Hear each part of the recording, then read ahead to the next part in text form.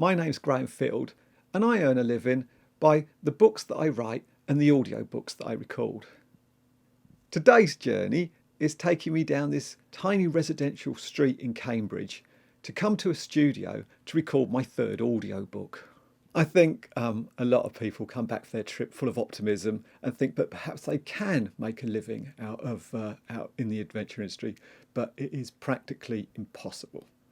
I had to move to Bulgaria, which is a significantly cheaper country than the UK, to try and survive on the income I get from my book sales, because they don't sell themselves. You have to constantly work it.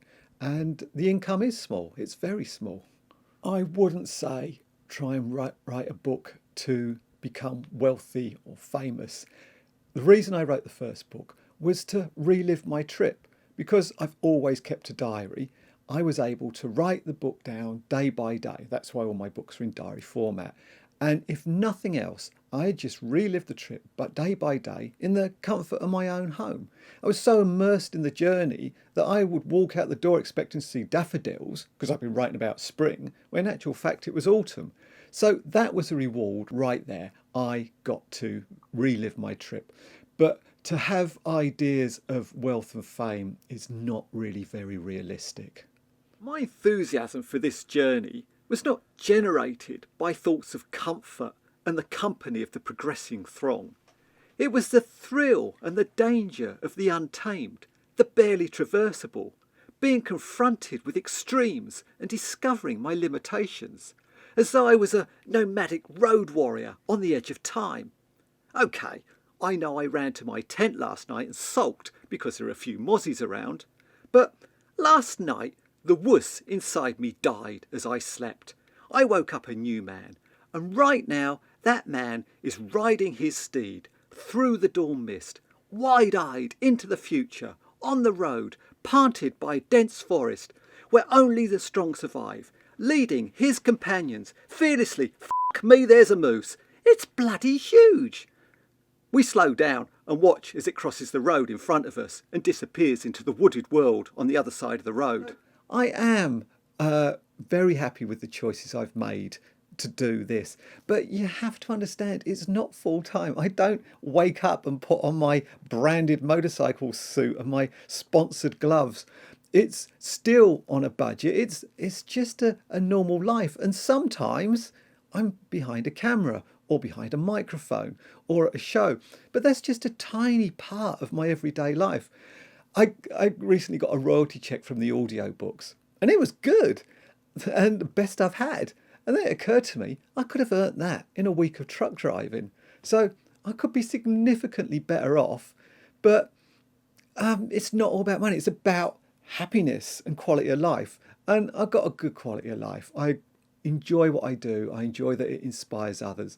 And a little book sale can have an immense effect on your mood, on your day, sometimes your week.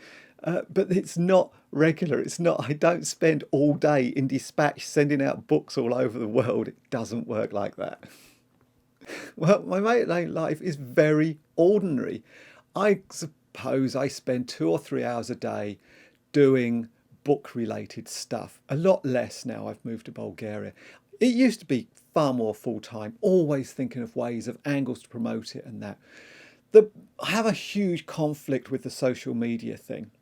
On the one hand, I don't want to brag and say what I'm doing now, but on the other hand, there are people who are interested. They've read the books and they want to know what you're doing now.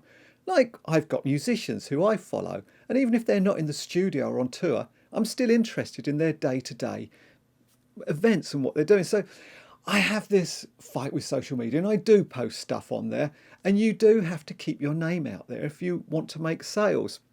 And ultimately, I know I'm not going to get rich, and I don't particularly want to get rich. But what happens now is occasionally I get mail from someone who's read my books, and I've had the most spectacular stories. One particular guy, his long-term sweetheart and wife was dying, and she had cancer, and they went through all the different radiotherapy and chemotherapy and eventually hospice at home.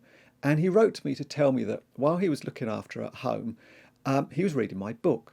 And she said to him, "What are you doing?" He said, "Oh, I'm reading In Search of Greener Grass." And she said, you can't do motorcycle trips. They're too dangerous." And as her health deteriorated and as it became absolutely inevitable that she was going to die, she said to him, "Do what Graham did. Life is too short." And little me, you get an email like that. That is so powerful. And you think it's not about sales, but if I've changed somebody's life, he's now gone off and done multiple trips on his motorbike. I thought the fact that I can do that, I've got huge karma payments, I think. And that right there, that is the reward. And that's probably the best reward you can hope for.